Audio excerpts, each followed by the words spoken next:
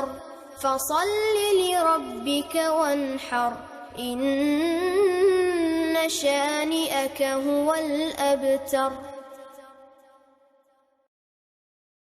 بسم الله الرحمن الرحيم إنا أعطيناك الكوثر فصل لربك وانحر إن شانئك هو الأبتر.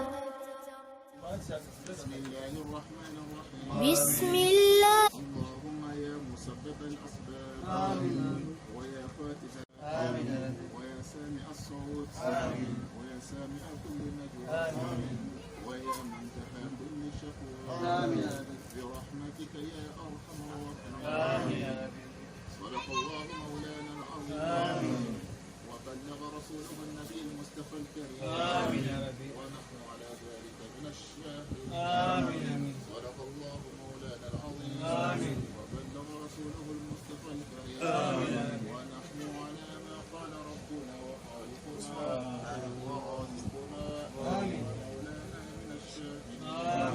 اللهم ربنا تقبل منا ختم القرآن. اللهم ربنا تقبل منا قراءة سورة ياسين. اللهم تقبل منا أسفارنا. اللهم تقبل منا صيامنا. اللهم تقبل منا ركوعنا. اللهم تقبل منا أذكارنا.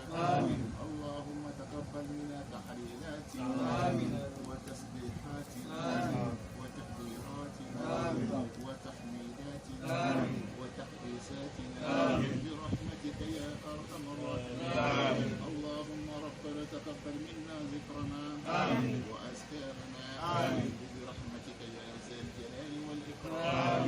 اللهم تب علينا إنك أنت التواب الرحيم. اللهم زينا بزينة القرآن. اللهم أكرمنا بكرامة القرآن. اللهم ألبسنا بخلعة القرآن وعافنا من كل بلاء الدنيا وعذاب الآخرة بحرمة القرآن.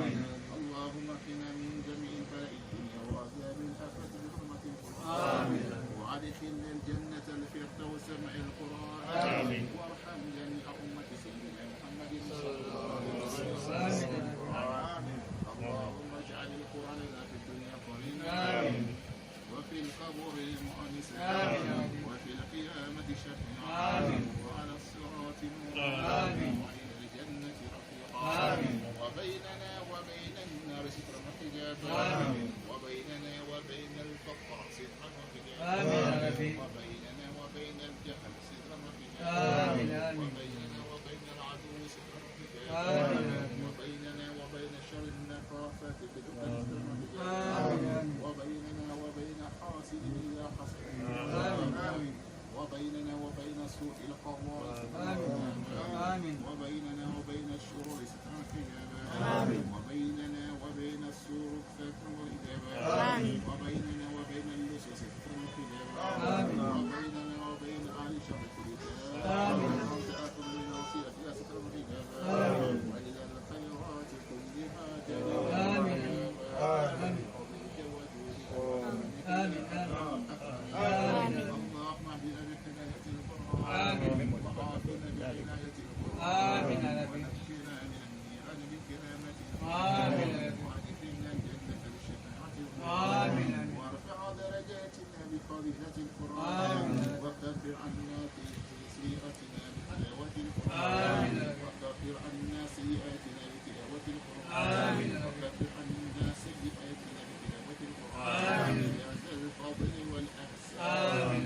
اللهم ارزقنا بكل حرف من القرآن حلاوة وبكل كلمة كرامة وبكل آية سعادة وبكل سورة سلام وبكل جزء جزاء وبكل حزب حسنة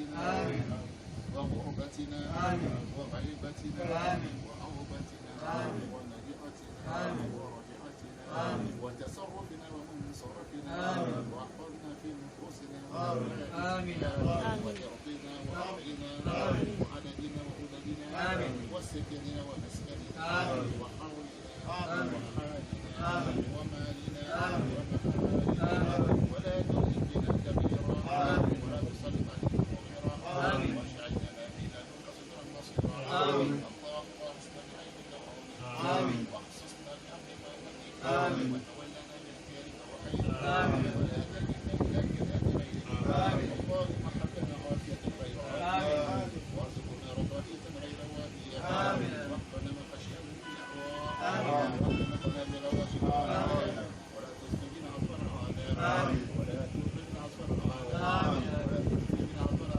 العذاب ولا تغفرنا عصفر رسل الإيمان وأنت أهل بناصيتك نعمة الرسول المستقيم ذكر ومجابا لا أروح يمين فيصل كرم المؤمن والمؤمنات وإلى جميع أصحاب كرم المؤمن والمؤمنات اللهم انصر من نصر الدين اللهم انصر من نصر الدين واقتصر من قتل المسلمين آمين يا رب العالمين برحمتك يا أرحم الراحمين سبحان ربك رب العزة عما يصفون وسلام على المرسلين والحمد لله رب العالمين. الفاتحة. اللهم صل على سيدنا محمد الفاتح لما أغلق سبق وعلى آله صراط المستقيم وعلى آله وصحبه اللهم صل على سيدنا محمد الفاتح لما أغلق وعلى آله إلى صراط المستقيم وعلى آله حق قدره ومقداره العظيم. اللهم صل على سيدنا محمد الفاتح لما أغلق والخاتم لما سبق ناصر بالحق والهادي إلى صراط المستقيم وعلى آله حق قدره ومقداره العظيم. ربنا آتنا في الدنيا حسنة وفي الآخرة حسنة وقنا عذاب النار. ربنا لا تزغ قلوبنا حسنة وفي الآخرة حسنة وقنا عذاب النار. ربنا آتنا في الدنيا حسنة وفي الآخرة حسنة وقنا عذاب النار. ربنا لا تزغ قلوبنا بعد إذ هديتنا وهب لنا من لدنك رحمة إنك أنت الوهاب.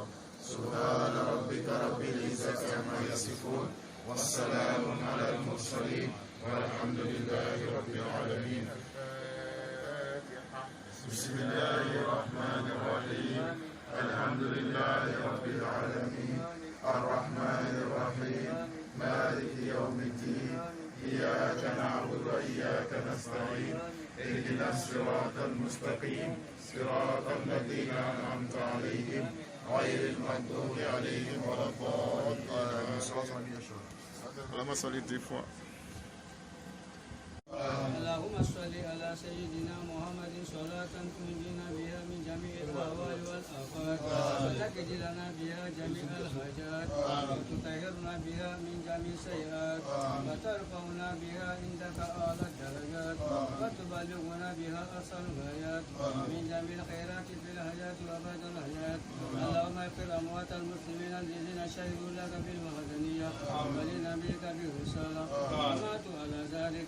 اللهم اغفر لهم وارحمهم واجعل الجنة مثواهم مع الذين أنعمت عليهم من النبيين والصديقين والشهداء والصالحين وحسن أولئك رفيقا. بسر الفاتحة. بسم الله الرحمن الرحيم. الحمد لله رب العالمين الرحمن الرحيم مالك يوم الدين إياك نعبد وإياك نستعين اهدنا الصراط المستقيم صراط الذين أنعمت عليهم غير المغضوب عليهم ولا الضالين. Grand frère, salam alaikum. Wa alaikum salam. Bon, quels sont tes sentiments ce soir, Inch'Allah, par rapport aux équipes? Bon, mon sentiment ce soir là, vraiment, je suis très heureux. Depuis fort longtemps, on fait le zikr chaque soir. Aujourd'hui, je peux dire qu'on a fait la clôture de zikr, mais ce n'est pas la fin. On continue toujours. Vraiment, ici, très content. Avec tous ces doigts qu'on a fait aujourd'hui, vraiment, Je remercie Allah pour avoir nous donné ce jour béni, jeudi soir là. C'est 17 septembre 2020. Rendez-vous le 17 septembre 2021. Voilà, pour 2021, bon, bientôt. Hein. Inch'Allah. Ouais, on n'est pas encore entré. Allah nous donne la santé. Merci beaucoup. Voilà. Merci grand frère, Inch'Allah. Salam alaikum warahmatullah. Bashir. Anya zikru rahman wanya anya nusodia ke bi. Inshallah. Wala hakilna ni bila ka fa. Vraiment ne ko ni ajala ne ko atati mi. Kumi ngala ajala to fane to amna mi Allah tala ko kan ni hon cha ce ma ala mo kala. Amin arabi. Vraiment atise ka temeni ga ni be ko ko la atise ka ce. Inshallah. Mala to dara hino do nyona. Amin. Anga ke fana nyata mi ke mala nyata ga ma. Amin arabi. Mo min be mo mun tiya ka vraiment ka ke sababu be ko nyo bo ala mo kala. Amin arabi. Abo fana ala hino lo jamana fana be tangu min nani ka jamana basiki ka ko hede de amakra barka ko so ala mo kala ka ange a yere ko bago che makra barka ko so ala mo kala ala kana ma ala ngajala vraiment jale ko so ala hine du nyona assalamu alaikum wa alaikum assalam shaitan rajim bismillahir rahmanir rahim allahumma salli ala muhammad wa ali muhammad sallallahu alhamdulillah chef frère Touré Fousseni vos impressions par rapport aux Zik de Rahman et vous savez que chaque année nous essayons de renouveler un peu les bénédictions vis-à-vis de nos activités et tout ça. Donc, quelles sont tes impressions? Alhamdulillah, en tout cas, on voulait d'abord remercier Dieu qui nous permet chaque année de nous trouver ici en famille pour la traditionnelle fin de clôture du nom de Dieu, Rahman, suivi évidemment de la lecture de la sorte de Yassine. Alors, c'est une très bonne initiative, une très bonne impression que j'ai. Nous prions Dieu, Inch'Allah, qui nous donne encore chaque année, beaucoup d'années, pour continuer cela dans la paix et que toutes les bénédictions qu'on fera, tout ce qui est connu, inconnu, caché, connu de Dieu, que Dieu puisse accepter tout ce que nous allons faire comme vie. En tout cas, c'est une très bonne initiative. Nous qui n'avons pas toujours le temps d'être là avec nos frères ici, c'est une occasion encore de nous retrouver, de nous rappeler de Dieu, de consolider notre fraternité et notre foi. En tout cas, nous saluons l'initiative, nous l'encourageons et prions Dieu pour que ça soit encore davantage, mais surtout que nous puissions avoir les retombées de cette séance de zikr et de coranique ici-bas et dans l'au-delà. Salam alaikum. Merci, salam alaikum. Alain Bob, salam alaikum. Alors, tes impressions par rapport au zikr de ce soir, Inch'Allah? Vraiment, ça fait plaisir. C'est dire que ça fait plusieurs années que nous faisons ces zikr. Et aujourd'hui, avec tout ce qui arrive comme événements, les élections, nos situations, nos familles qui s'agrandissent, sont souciés pour l'avenir de nos enfants. On a mis tout ça dans ces zikr de ce soir. Vraiment, on demande à Dieu, le Tout-Puissant et très miséricordieux, d'accepter ces modestes zikr qu'on vient de faire et mettre ça dans la balance. Il fasse que nos attentes viennent très vite, parce que vraiment on a duré d'un cas. Parce que ça s'améliore. Voilà, sinon vraiment mes impressions sont ici très élevées. Parce que vu même la masse qui est arrivée, on ne s'attendait pas, on s'est dit que vraiment il y a longtemps qu'ils sont arrivés. Ça a été une retrouvaille. Alhamdulillah, en tout cas. Merci Dieu. Merci beaucoup, Alain. Inch'Allah. Ismaël, est-ce que ça va, alhamdulillah? Oui, ça va. Donc, quelles sont tes impressions par rapport au Zik de Rahman que nous avons fait tout ce soir? Vous êtes ici en tant que membre du gré, en même temps, le président des trois Zaka, Inch'Allah, bismillah. Alhamdulillah, c'est une énorme satisfaction. Parce après une année de Zik, voilà que Allah nous a permis à ce que nous fassions la clôture aujourd'hui de cette année de Zik du Rahman. Et donc, c'est une satisfaction parce qu'il n'était pas évident. Voilà, surtout qu'il y a quelques années de cela, nous avons perdu, le grand a perdu quelques-uns de ses membres. Et donc, nous prions Dieu, au nom de Rahman, qu'Allah les fasse miséricorde. Mais également, nous qui sommes en vie, qu'Allah nous donne une longévité. Voilà, et que dans cette longévité, là, nous apporte la santé. Et dans cette santé, qu'il nous apporte la prospérité, le joie, le bonheur. Voilà, et tout ce qu'on souhaite dans la vie d'ici-bas. Donc voilà, ce sont là les sentiments. Voilà, donc c'est la joie qui nous anime. Prie Dieu que ça se perpétue. Et que les années futures soient des bœufs et d'autres choses encore plus grandes qu'on puisse organiser au gré. Amen, amen, amen. Nous sommes en quelle année déjà? 2020. 2020. Et donc, rendez-vous en 2017, Inch'Allah. En 2021. Voilà. Voilà, en 2021. Mais ça fait combien d'années que ce zikr a été initié? Il y a de cela plus de 20 ans, je pense. Oui, ça fait plus de 20 ans que ce cycle est initié. Donc je pense que c'est quelque chose vraiment de gros, de colossal. C'est un gros effort parce qu'il n'est pas évident de voir les gens être constants dans un cycle jusqu'à 20 ans. Les gens le font quelques mois, voilà, à peine quelques jours, quelques années, mais jusqu'à 20 ans, demeurer dans cela, je pense que c'est une grâce de Dieu. Donc, prie Dieu qu'on puisse le faire jusqu'à la fin de notre vie. Amen, Inch'Allah. Voilà, merci Inch'Allah. beaucoup, Et Président. dans 2021, comme on l'a dit, le gré va immoler un bœuf. Inch'Allah. Et des bœufs, Inch'Allah. Et des bœufs, par la grâce de Dieu. Merci bien. Voilà, Folican, voilà, Yago, Inch'Allah, à bon chien,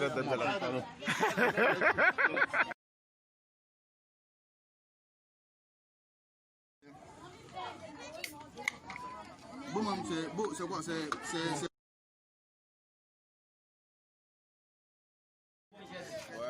Merci d'avoir Dieu.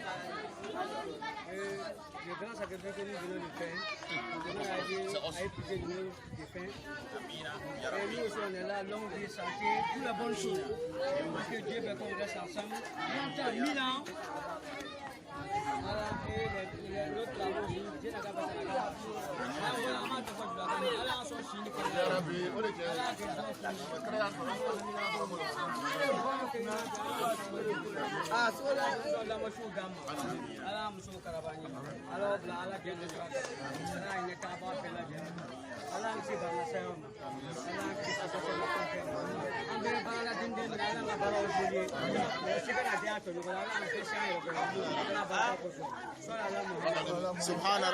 Subhana rabbika.